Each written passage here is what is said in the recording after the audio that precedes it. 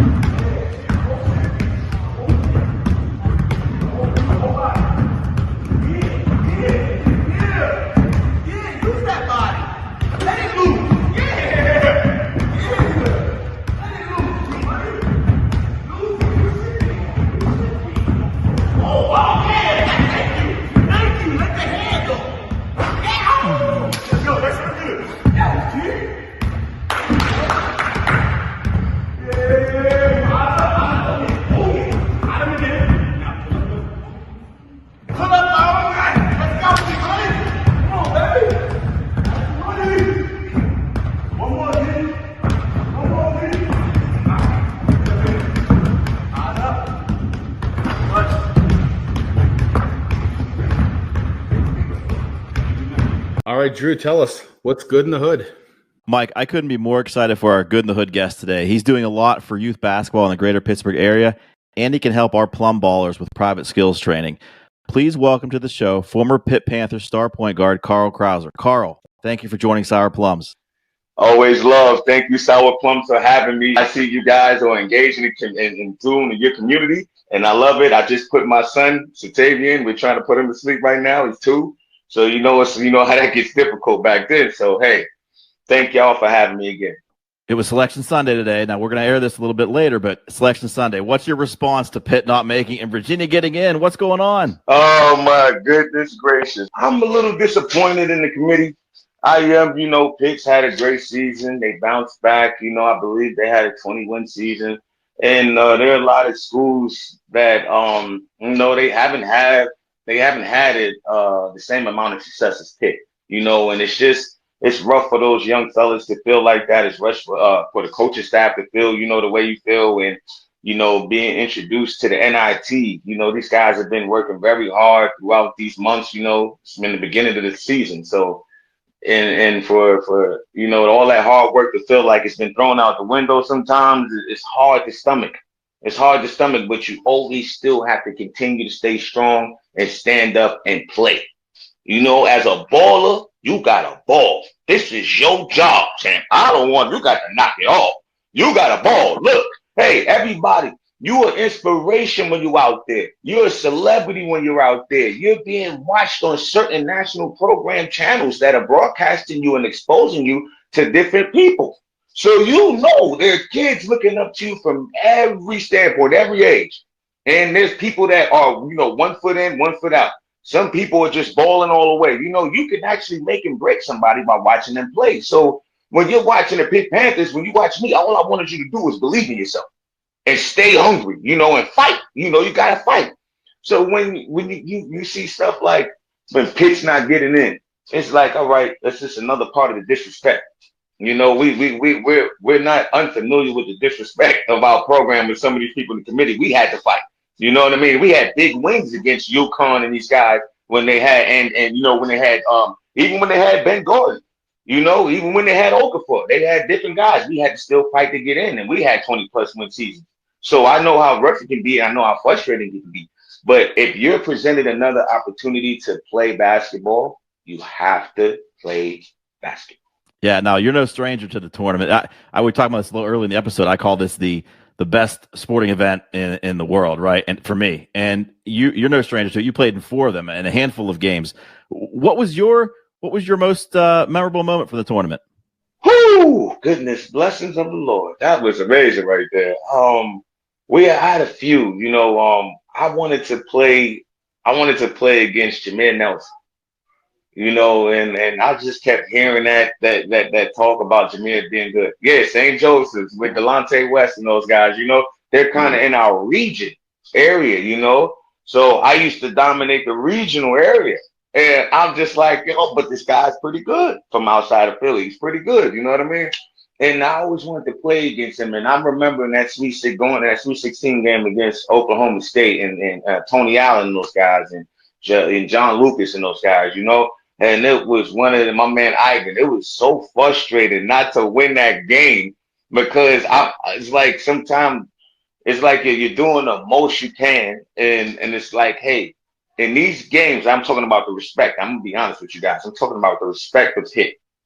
Other people have it in their head already that look, it's going to be Oklahoma State and somebody else. You get what I'm saying? They don't care.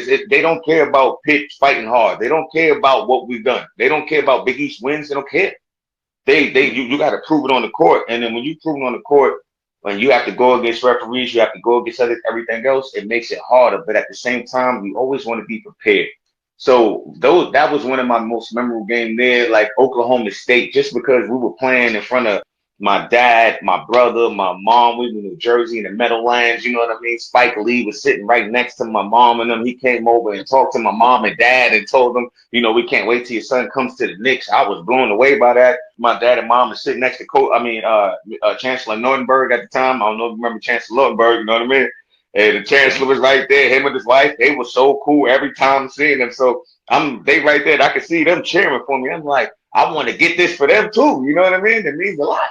Because you remember, I went and ran across the street after English class, out of Cathedral to the chancellor to get Jamie Dixon the job. So I pled my case in a very convincing way and let him know this is what we need. But hey, that's one of the memorable moments in being as a freshman, playing with Brandon Knight, Jerron Brown, Chevy Troutman, Julius Page, and the fellas. I used to help Brandon and those guys when I was a redshirt freshman and those guys. I wanted all of them to learn and think the game different and don't play the game the same way you just had to, just previously last year. You have to change up. So I was helping Brandon on his confidence with his dribble and his decision making. And I was helping Jerron on different things in his defense. I was helping different people, Julius Page with his confidence and other stuff. So I say that to say this. When we went down there to Boston and we played against Indiana, we played Wagner first. And I'm telling you, this was like coming to America, man. I felt like Prince Hakeem. I'm talking about, dude, it was bananas. Gentlemen, to feel the tournament, man, when you put those shoes on and go dancing, boy, that excitement in your body is something different. You hearing music and you don't even know what's going on. There's no music playing. You are so hyped. Look, we had police escort on the motorcycles, front and back on both sides. They was looking like chips. It was like a bunch of chips. The guy looked with the bike. I was looking around. I was like, my mom used to watch this show. I like this show too. Look at my man. So anyway, all you hear is the sirens. We driving through Boston with the big thing. I felt like we was in the Olympics in the 90s. When you got Barkley and you got my man Magic Johnson, Jordan, and those guys looking off the bus and you see all these people. They knocking on the window. They banging on. I'm like, what is going on?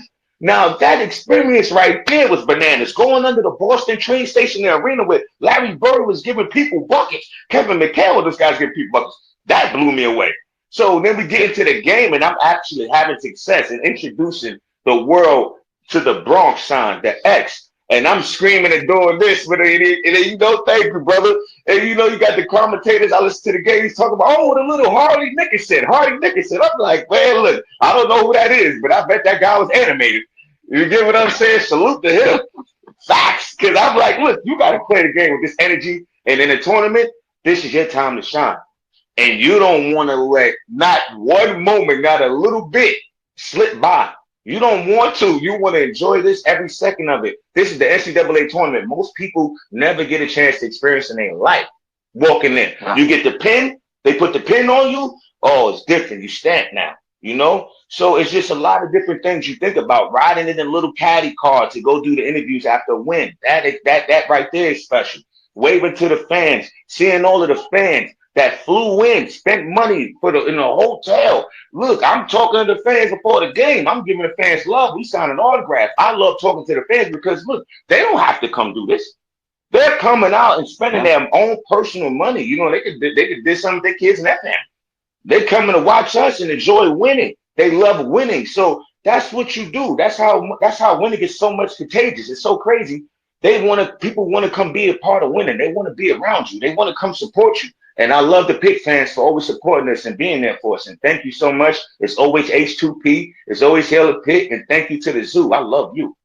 Oh man, the energy is contagious, Carl. Now I want to talk about energy. You were this winter. You worked as the color analyst for 22 The Point, covering WPIAL basketball games, right? And I listened to some of your games, and my son's going to ninth grade at Plum, and I expect you to cover some of his games in the future if you're still doing it. What led you to do that? What led you to get that gig, and do you enjoy that? I love it. I love it so much. And to answer the first question, it was a assist. You know, Darren Zaslow asked Julius Page, who do you think would be a good fit for this? You know, and for that position, and he said Carl. Carl. Like, a lot of people know me for being very colorful, you know, very animated. Not you. You know what I mean? I'm really quiet, but people don't know I'm really quiet, man. I'm a church mouse, man. You know, but when I'm around the game of basketball, oh my great goodness, it brings something out of me. This different passion and energy I have for it because I have a different appreciation for it.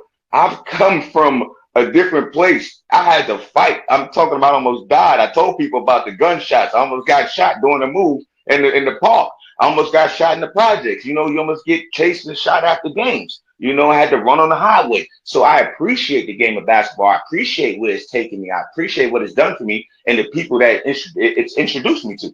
So when it's like, man, you get a chance, I'm like, man, I had to fight the stuff where people don't want to respect you, so you have to make them respect you. And that's what those kids are doing. They had to go get exposure. They're playing at these schools. They're fighting for their life. They're fighting for a scholarship. You get what I'm saying? They're fighting for their grades. You know what I mean? They're fighting for spots on the team to get more minutes. They need this exposure. So I know back in the day when we used to watch basketball, I used to see these people, man, these commentators so negative towards the kids. They were so negative. And I'm like, man, look, and some of them was so boring. Let's just keep it 100. It was so boring watching these guys, man. It was like, knock it off, buddy. I'm falling asleep here. I heard some people say, look, we used to watch the games on mute, okay? And then some people, I'm like, wow, you watch the game on mute? That's amazing. I'm just saying it's hurt. So when you hear people say and give you compliments on, you know, just being a positive person towards the kids, you know, just always trying to uplift the kids, just calling the game how you see it, you know, just keeping it simple, but at the same time, keeping it energetic. Keeping it, you know, helping people understand the passion and energy that's in the flow of this game. You know, and these kids should hear somebody scream their name like this. They should hear somebody want to see them get a scholarship. You know how hard their parents work? You know how hard these kids work? You know what I mean? Like, just push this under the rug. Like, this is a brush. Like, these are human beings, though. These are human blue-collar people, man. They are really getting up every day, going to work, provide for their family, and then inspiring their family to want to do more after being tired. So, you know, it's just never, sometimes there's no breaks. There's no days off. So when I seen the opportunity, I said, man, you know what? I would love to, because I feel like all I'm going to do is give them love. All I'm going to do is try to expose them and talk about them. All I'm going to do is put them on my, you know, YouTube channel, Carl Krause, you know, and all I'm going to do is try to uplift them. You know what I mean? And just try to give them more exposure. All these different coaches that I know, all these different people I know, I want them to have that. I want them to have that platform to share for them. That's why I say respect my journey, because I want to respect everybody else's journey. It's about these kids getting somewhere to play, getting an education. That's why it's called being a student athlete. You get what I mean? So they deserve a chance. I think there's so many schools out here too, right? It's like 90 million universities now. You can make up your own university if you have enough money and then put a team together. It's just crazy. So give the kids the exposure, give them the good energy and positive energy they need, you know, and let them rock. You're saying about the things that you do for the kids to get them exposure, but what can they do for themselves? We have a lot of young up-and-coming basketball players. We have some good teams coming up through Plum that they're going to want to play through high school and into college. So what can they do for themselves to get that exposure? What you can do is make your workout videos, but first work on the things that make you special, the things that made you gain the attention of your coaches, of your fans, of your peers. You get what I'm saying? Stick to your strengths. So when you're sticking to your strengths, you're only enhancing that part of your talent and ability. So now you can chill out with that and then work on some more stuff. So you always want to just keep adding things to your game.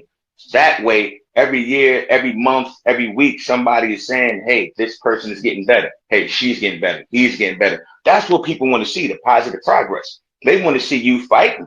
You know what I mean? If they see you not caring, they're going to see the kid come back the same way they were last year. You give me no improvement. They didn't sit low on defense before. They're not sitting low on defense now. You know what I mean? They come out with their hands up. They come down their hands down. You get what I'm saying?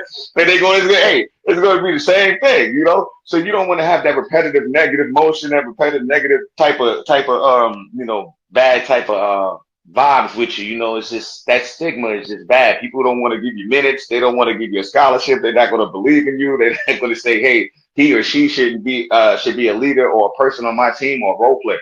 So what you also can do, like I said, with the videos, after you get, you work in your game and get progression, send those videos out to these universities that you want to go to. You know what I mean? Find out, get the information and the names and number, email all these coaches, these head coaches, or these assistant coaches too. Don't forget about the assistant coaches. They are a part of the team. I'm just saying. So talk to the assistants, talk to these guys, try to talk to the secretary, try to get a feel for how the university is, try to get a feel for how the coaches. Before you want to go to that university, you got to see what's been on first. You got to check your history, do your research. Always do your research. And last but not least, if you want to do anything to help yourself, trust in God and believe in your family.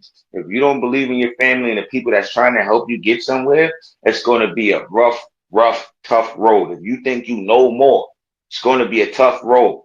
So the best thing to do for yourself is always be receptive to different knowledge. Always be receptive, because that's going to help you be a coachable person. And then after playing basketball, guess what? You're going to be a great team player in the corporate world or somewhere else, making some money or having your own business, and you're going to know how to treat people as well. So that rolls over to you being a great business person and a great leader and a great boss. This is what we all want to be, a boss. You get what I'm saying? Hey, who wouldn't want to be a boss? I'm just saying. So kids out there, please just work hard. Work smart, and please continue to work on your game. You have to work on your game. If you're thinking you could just show up to games and it's just going to be okay, and you're going to get better like that, it's not going to work like that. I stayed hours in the gym, and when I was at Pitt, I slept in the gym. I slept in the gym so much from the field house, the security guard taught me how to turn the lights off. I'm just saying, this is how much Coach Allen used to tell me not to go back in the gym at nighttime. And I go back in at 3 o'clock in the morning anyway. I got to get shots. I'm just saying, so this is what you do, man. You have to be a gym rat and appreciate the game and appreciate what it's going to do for you and believe in your future. Trust in a better tomorrow. I sent Lily away too soon. She should have stayed and listened to that part. I'll have to play it back for her later. You agree, the great dad got to bed at a good time. Hey, well, speaking of dad, my son's name is Xavier, so with an X. I wanted to get the blessing tonight from you, Carl Krauser. Can he put up the Bronx X when he hits a 3? Please and thank you. I would love it. The reason I throw up the Bronx too is for the Bronx and also for people that have love for the Bronx and myself. So if whoever throws up the X, I'm honored. I'm blessed. You know what I mean? It's oh man, if I know what it does to me, I get this feeling inside. You got my dimple showing. It's going crazy here. I'm happy, man. It feels good because sometimes people don't know. You know how Jay-Z throws this up and other people throw certain things up. These are iconic type of gifts. Certain people don't have that. You're known by this. This is your stamp. You get what I'm saying? So all of these people out there, you have to respect yourself because you are your brand. So every time you walk outside, understand you represent yourself to your family every day. So do a great job representing. He's going to love to hear that. I've been talking to him about it, but now that he has your blessing, he's going to do it. Let's go, X! Throw that X up, baby! Let's go, X! Yeah! It's always love, brother. You've given a lot of good advice tonight, but what I really want to end this segment with, and I don't want to cut you too short, but I want to end this segment with, how can the people of Plum get a hold of you for maybe private trainings and work with you? How can they do that? Where can they find you? For the good people of Plum and everybody in the world, please and thank you. You want to join Respect My Journey training, please. My first name is Carl, C-A-R-L. Last name Krauser, K-R-A-U-S-E-R. The number 81@gmail.com is my email. Please send your emails there. Contact me on Instagram or Facebook, Carl Magic Krauser. On Twitter, Carl BX Krauser. Look me up on TikTok. Call Magic Krauser. However you want to do it, I'm here. I'm available. I'm ready to get your kids better. I want to help them through positive progress. Through my training, you will see my high energy on that court, and I'm gonna make sure you're gonna see your kids' improvement that day. I guarantee it. What do you say, Charles Barkley? I guarantee. Hey, knock it off. Carl, that's awesome. Thank you so much. Thank you. I appreciate y'all, man. Everybody, please go subscribe to my YouTube channel, Carl Krause, man. And thank you all, man. Everybody on this panel, man. From my man Alan, Drew, Mike, Justin, you know I love you to the zoo. Everybody, Pittsburgh, the whole area, the whole world, New York City, the Bronx, stand up. Let's go, Bronxdale. Knock it off. Respect my journey. Easy, fellas. Y'all have a safe and blessed night. Oh, I appreciate you all for watching Respect My Journey. X up. Easy.